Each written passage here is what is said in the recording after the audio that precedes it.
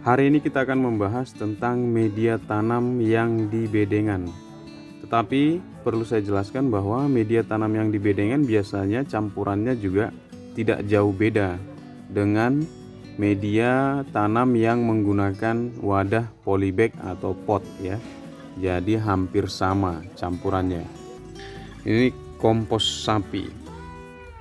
Kompos sapi penting sebagai catatan untuk Bapak Ibu. Kompos sapi yang kita sudah bisa gunakan itu adalah kompos yang sudah kering, yang sudah tidak ada atau kita bilang udah matang ya, yang sudah tidak ada kandungan gas atau unsur gasnya di dalam. Karena kalau ada itu bisa kuning tanaman kita karena panas ya. Kedua, ya ini tanah yang bekas lahan. Kalau Bapak Ibu ingat di sini nih saya tanami sawi ya, teman-temannya ini. Dan ini adalah tanah yang kita harus lakukan penggemburan kembali dan pemberian kompos, karena ini sudah saya gunakan 3 kali tanam ya. Jadi tanah yang gembur itu adalah tanah yang kita seperti ini ya. Jadi dia hancurnya itu, tanahnya itu sangat apa istilahnya nih,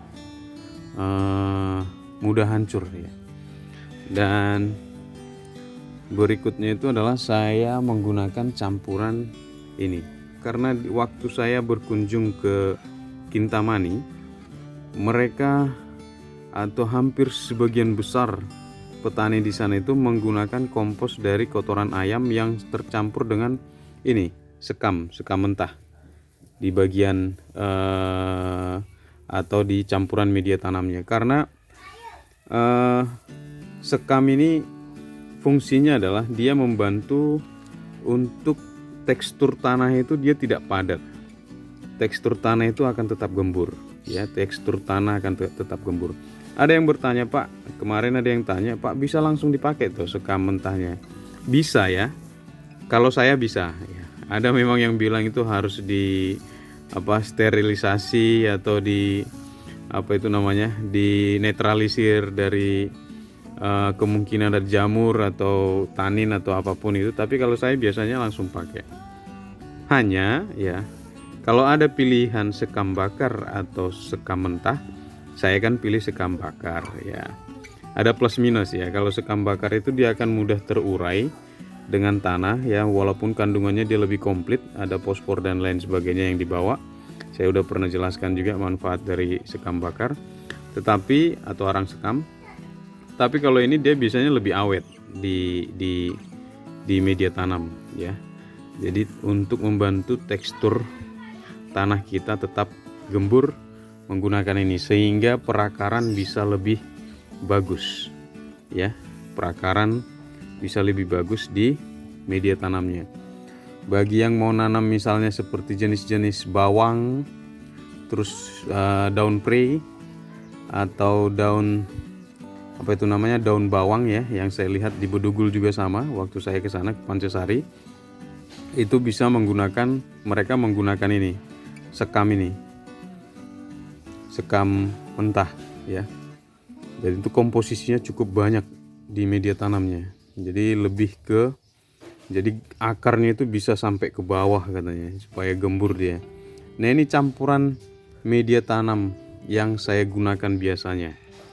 Baik di sini ataupun di masyarakat, biasanya saya selalu rekomendasikan ini.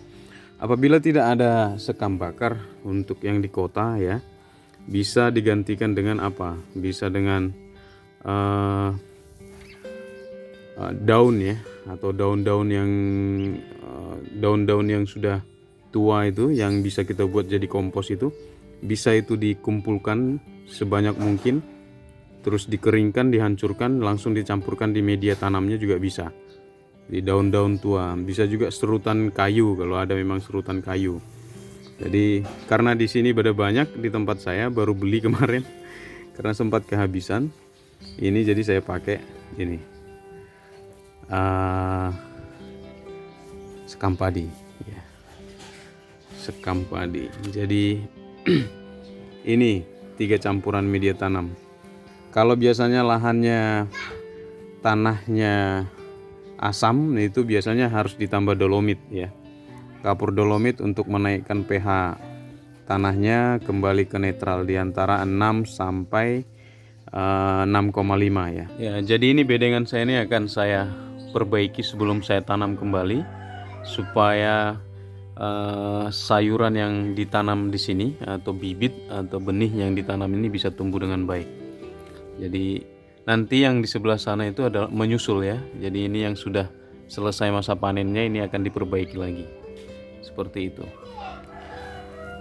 Nah, ini kita langsung campurkan saja. Perbandingannya kalau yang di lahan itu 3-2-1 bisa ya. Jadi 3 tanah, 2 kompos, 1 sekam padi ya. Bisa juga 1:1:1, bisa 2:1:1 ya. Tidak ada pakemnya. Seberapa material yang kita punya atau sumber daya yang kita punya. Jadi jangan dipaksakan juga idealnya ya. Kalau di polybag kan biasanya saya bilang 1:1. Itu versi rumah kebun organik. Mungkin ada versi yang lain. Nah, ini kita akan campurkan saja dan ratakan.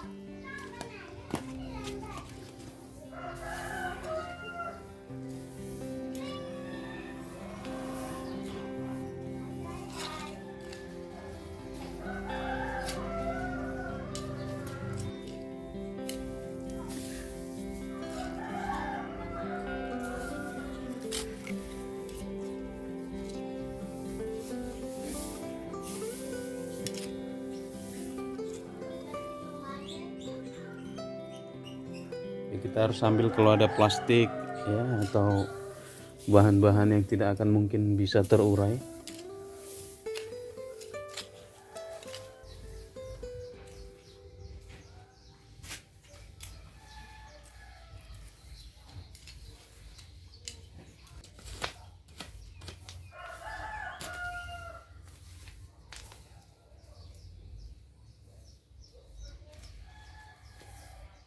Ya, jadi ini dia hasilnya ya Bapak Ibu ya. Ini yang kita sudah campur dan juga ratakan dan siap ditanam ini. Tinggal ditanam entah apa nanti yang mau ditanam. Jadi salah satu tips ya untuk meratakan ini media tanam ini bisa menggunakan kayu atau biasanya saya menggunakan bambu. Jadi tinggal seperti ini. Jadi dia bisa rata dia. Jadi tanamnya bisa rata ya, mungkin ada yang seperti saya ya. Jadi ini pentingnya media tanam dalam berkebun ya, atau campuran media tanam yang baik dalam berkebun supaya hasilnya bagus. Demikian tips dan informasi dari saya, Julianto Samosir. Mudah-mudahan bermanfaat dan selamat mencoba ya, supaya hasil sayurannya bisa bagus-bagus ya, seperti ini yang ada di sini. Ini padahal belum, sudah pakai media tanam yang ketiga ini atau sudah periode nanam yang ketiga yang ini sawinya, tapi bisa tetap bagus ya. Saya Julianto Samosir, channel Rumah Kebun Organik. Sampai ketemu di video-video inspirasi berikutnya. Terima kasih.